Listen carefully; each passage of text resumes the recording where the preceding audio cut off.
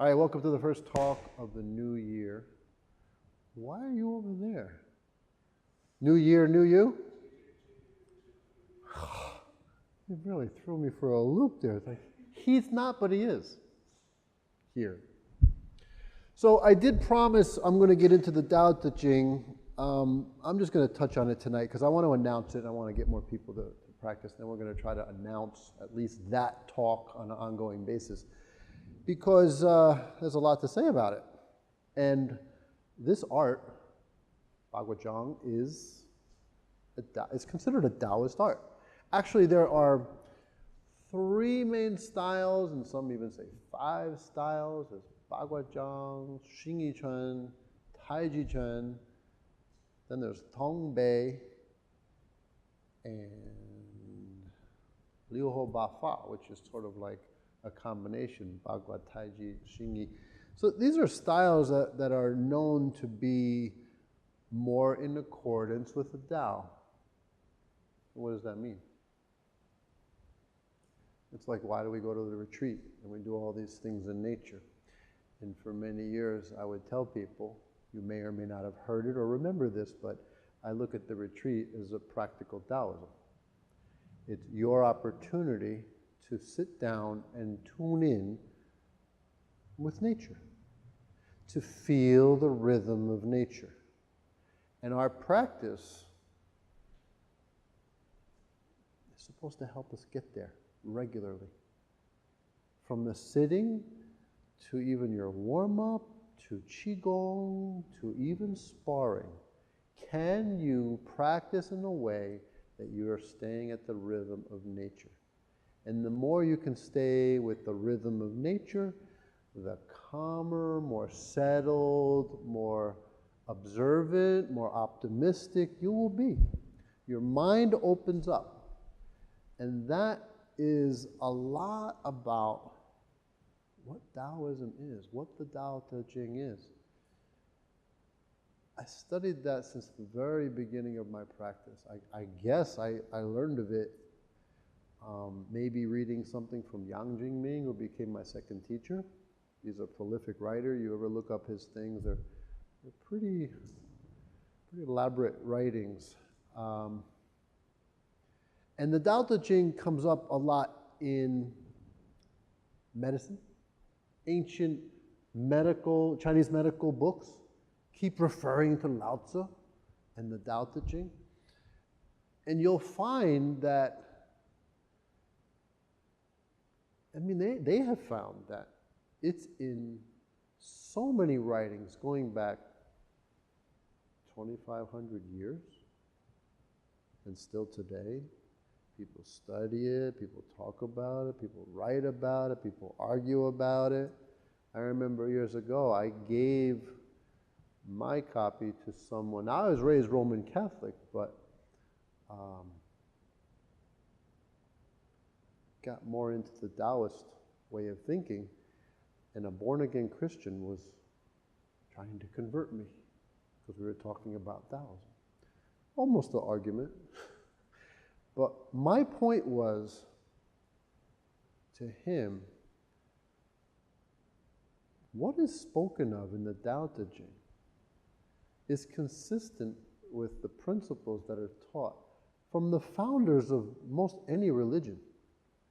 And even as the years went by, people will write about the Tao of Jesus, or Buddha and the Tao. It's like they start grabbing onto the parallels. Because what's true is true, and when you recognize this truth, you can get away from the labels. And that's where the Tao Te Ching is so interesting, because probably the most famous line is the first one. That the Tao that can be spoken of is not the true Tao. See, we put labels on things. Nothing has a name without us, without people. And someone argue, well, that's because we think. Well, I don't know if you've had pets, some seem to think. It's just at a different level. And you have to wonder, how much thinking is really necessary? Which again is a Taoist concept. The more we think, the further we get from the Tao. Which is like saying the further we get from God.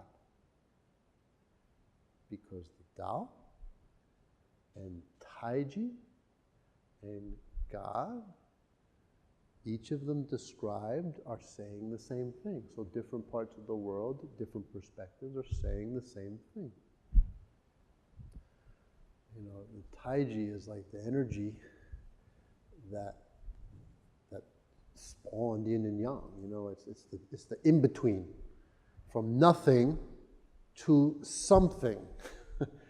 From nothing to, I like to think of it like pure consciousness.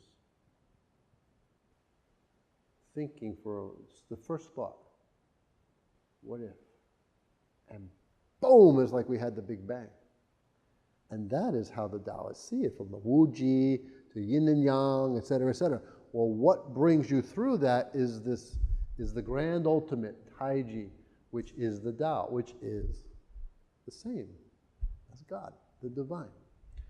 It's something we cannot possibly truly fathom, which is why the Tao that can be named is not the true Tao.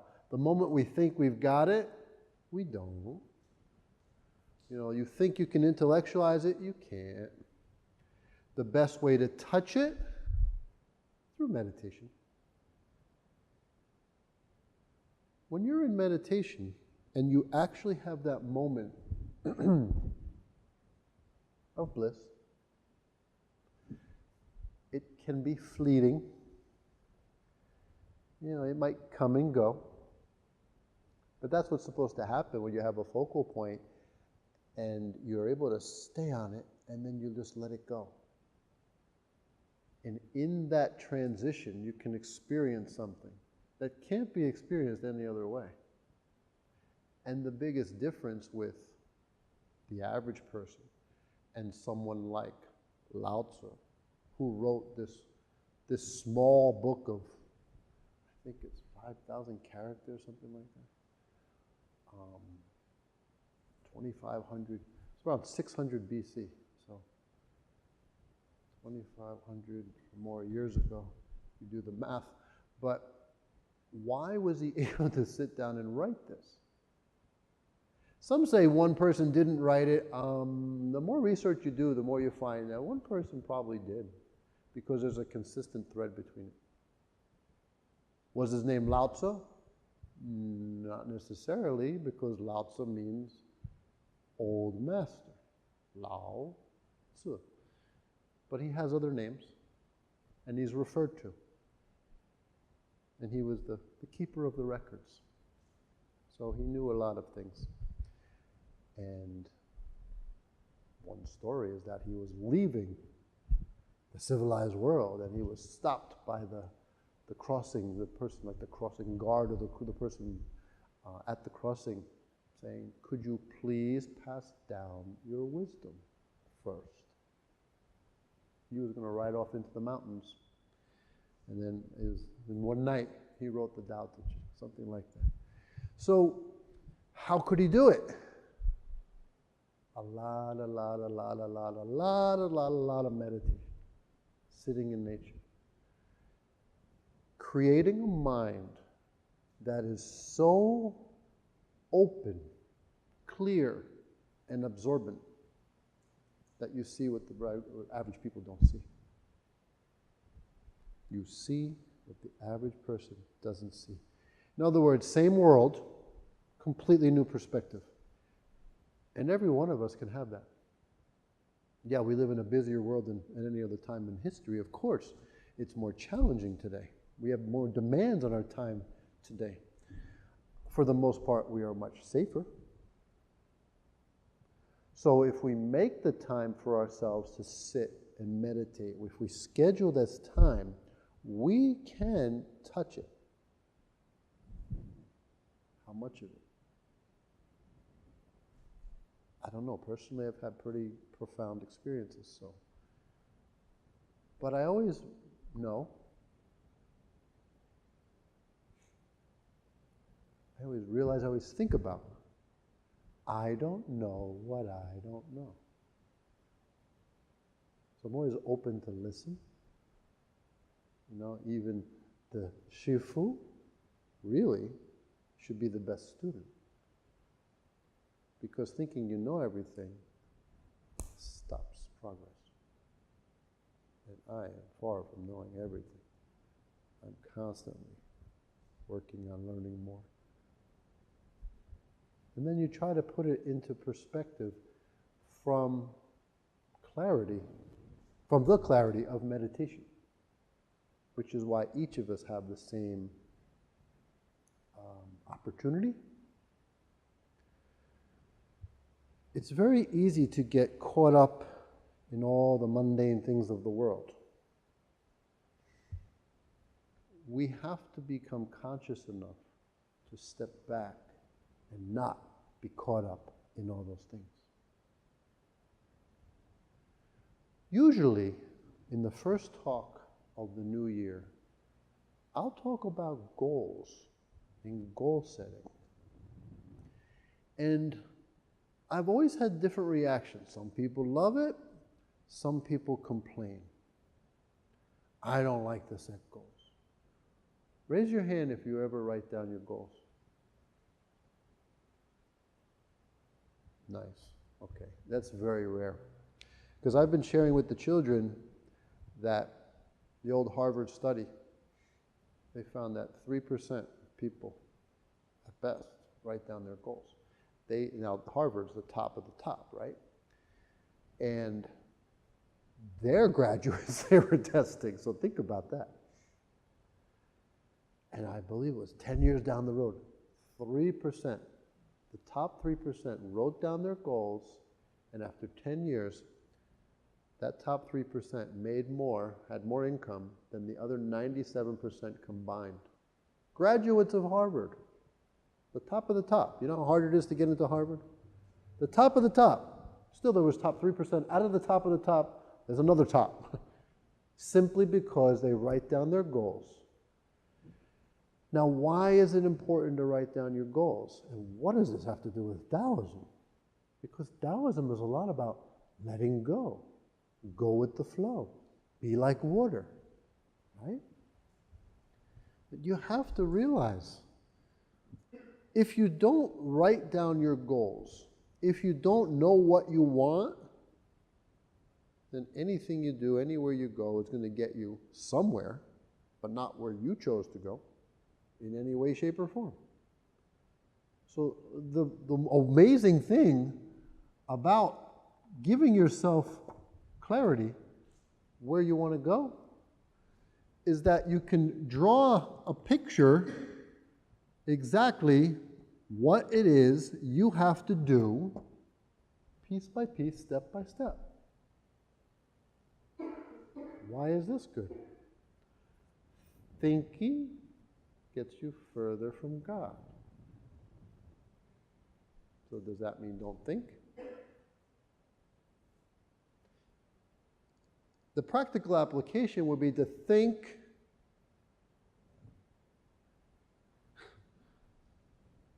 with reason, not just random. Think with clarity. And if you sat down and just thought, what would I like, really? Where would I like to really focus my energy, my time, my efforts? And you think of something and it puts a smile on your face that, yeah, that would be nice. That would be good. And you ignore the thought that says, but you'll never get that. Because belief is a huge part of being able to get anywhere you want to be.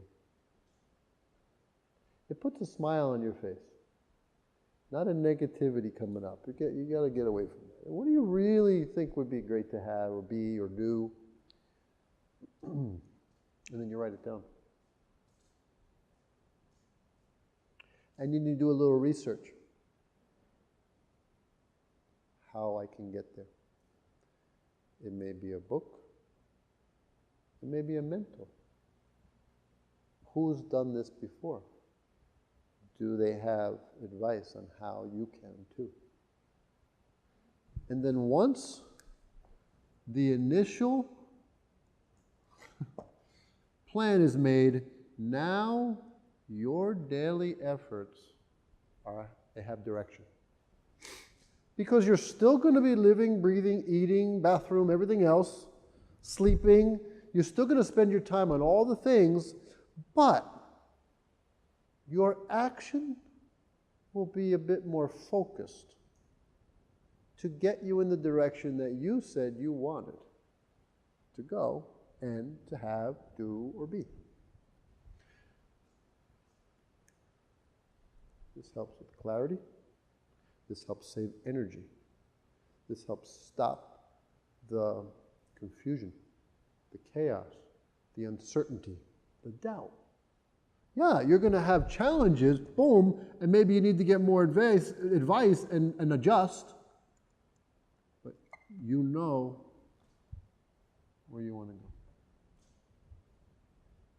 People don't realize that when you don't have that, days turn into weeks, turn into months, turn into years, and before you know it, your life is not the one you wanted. And if that's true, it's never too late to change. Don't cut yourself short. We are all extremely capable. We live in the freest country.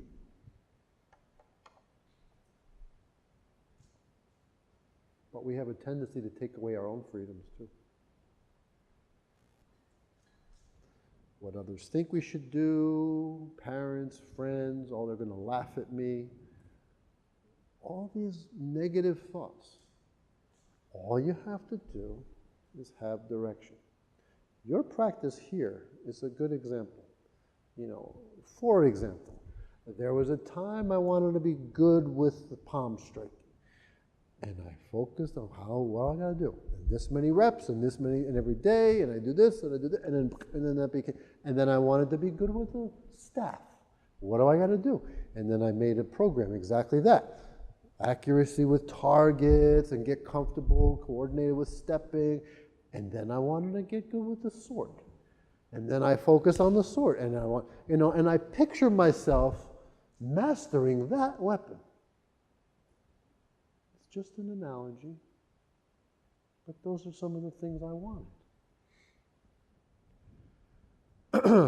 And there's a very interesting thing happens when you're clear about what you want. And for those that don't know how this school started, it was very early on when I knew I wanted to do this for a living. We're talking within the first year of training. I was 17 years old, 18 years old. And I said, in 10 years, I want to have my own school and be teaching for a living. I wasn't a good employee, simple as that. So anyway, I put that out there, and I practiced hard. I knew I didn't want to ever, when their time came, I was like, do I really want to? The question comes up, it challenges you. It's like, do I want 10 years to go by and look back and wish I did? Somehow I had the foresight. I was meditating. I believe meditation provides the foresight. I believe meditation gives that clarity. And I loved the practice. So I had the foresight to look ahead and say, if I don't do this today, and I learned every day you don't practice, you lose 10 days. It sets you back. And that was like, in my head, like absolute truth, whatever my Shifu told me. So I miss a day, I do that too much, 10 years down the road, where am I going to be? Regret. I'm going to not be happy. But fortunately, I'm looking ahead, not back. Not wishing I did because I can't go back. I was looking ahead. If I don't do this now, what's going to happen? And do you know, in the 10th year, I got a phone call. Someone tracked me down and said they want me to teach, I think it was Tai Chi to chronic fatigue, a chronic fatigue group. Because I had a little bit of a name teaching in community centers. I had the regular school, I was an assistant, but I went out and did it. So I don't even know how they heard of me. They called me. I said, okay, get a space. They brought me to a couple different spaces. Something was wrong with each one for them, because it's like the sense in the air, everything bothered them. The lighting, the air, they had to have the right space. Then they found the space across the street. They called me to check it out. And I went in there and talked to the people who owned it and ran it, and they set me up in a way that was just so easy to start. No big investment. I had no money at all. Put a little ad in the local newspaper, you know, the ones that go to free to every house. A little ad, this big. I don't know, learn Kung Fu secrets, something like that. And then within the first month, I had like 27 students. Out of nowhere. Just like that. Why am I telling you this? Because if you are clear about what you want, and your effort day by day by day is consistent with that goal, the universe is going to step in and help you. And this goes back to the first line in the Tao Te Ching. The Tao that you can name, describe, that has you, it's not the true Tao. As soon as you think you've got it, you don't have it. I don't know why that happens. But that's the Tao. It's unexplainable. But we are so powerful. Our minds are so powerful. And one thing you will learn when I do teach the Dao De Jing, and it's probably going to start in a couple weeks. I want to give some announcements, let people know. There's the outer big Dao De Jing. The Jing is the book. Dao De. And there's the inner Dao De. So just like God, the divine spirit with a capital S, the universe, there's a consciousness in every one of us. Whether you believe it or not is not relevant. You don't believe it, you don't know how to live in being consistent with it. You don't know how to, I hate to say take advantage of it, but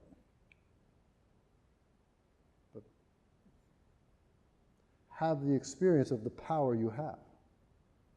Your consciousness is that consciousness, distracted by everything in your life that's been thrown on top of it. Meaning, the consciousness that created this whole universe is within every one of us.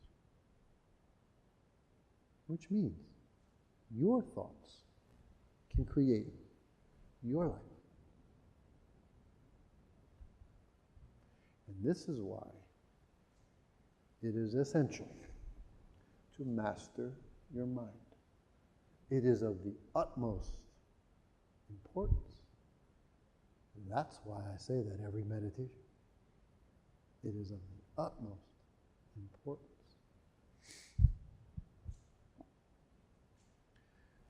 You get yourself out of the illusion of what you think is real. You quiet the mind, you experience what is really real, and then you live in a way that life is a game, and this is one of the ways you play it. How much can I shape my life and determine my future? And yes, it's a bit more complicated, and I love the saying, if you want to make God laugh, tell him the plans for your life, right? You heard that? You ever heard that? Now you did. You have to know how to laugh too. that it's not going to be a straight line. But I believe the universe has a way of, let's see how much you really want that. Because when you're clear and your every thought and action is consistent with that goal, yeah, the universe is going to step in and help you. But it's also going to throw things in your way and see how you deal with it. Now, I don't believe for a moment that there's someone looking at you and trying to torture you. It's you on a higher level giving yourself these monkey wrenches to learn, to grow, to get to what you want, to empower you. Without challenges, you're not empowered. Your confidence comes from getting beat down and getting back up. And knowing these basic truths. Still, that's what I want. And in spite of all this stuff in the way, I gotta find my way. Because if you be like water, water always finds a way. The path of least resistance. When it's big and powerful, it'll come over, it'll knock down. If it can, it'll go around. And it'll find the smallest holes to leak in. Yeah, again, the Taoist concept, be like water, is more than just sitting there and being, a lazy blob. It's actually with direction, because we have a consciousness. And our consciousness can create our world. In the end of your talk, when I was saying, you stumbled across a treasure, let's not forget the value of this treasure, because it is priceless. But the price goes up according to what you put in. Everything's there you need. You just have to do it. To get good at those palms, you got to throw 1,000 palms. To get good at the staff, you got 1,000. You get my point.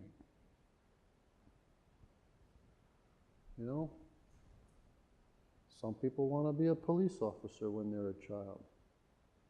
What's it going to take? Some people want to be a fireman. Some people want to be a great surgeon, a great musician. What's it going to take? You have to want that. It can't be your parents hammering it to you. You have to do, because that is against your true nature. Your true nature knows itself if you know how to get rid of that stuff. Stop worrying what others think and what you should be doing, and actually do what's coming from your heart. And I believe the way to realize that is through clearing the mind, all the clutter, through meditation. You sit regularly and you practice getting control of your mind and letting all the other stuff get out of the way. You want to get closer to God, you want to get closer to the divine, you want to feel the Tao, you have to stop the thoughts. You have to get out of, because what are the thoughts? Memories, experiences, messages that came from who knows where. It's noise. Get away from the noise. This is why sitting in your yard or in the park, or if you get to the retreat, or you get a chance to just go up to the Bear Mountain, whatever, you sit and you just feel and you just be. And you don't judge and you don't think and you don't label. You just, And there's a nice sound. And there's a nice scent. And that's a nice breeze. And don't even saying that's nice. Just experience it in its purest sense. Because the moment we label something, we limit it to our limited thinking perspective, which is coming from experiences you've had, which may or may not be valid. What's valid? Tao. The Tao is the truth. And no one knows what that even means. Because again, the Tao that can be spoken of, it's not the true Tao. Let's go to meditation.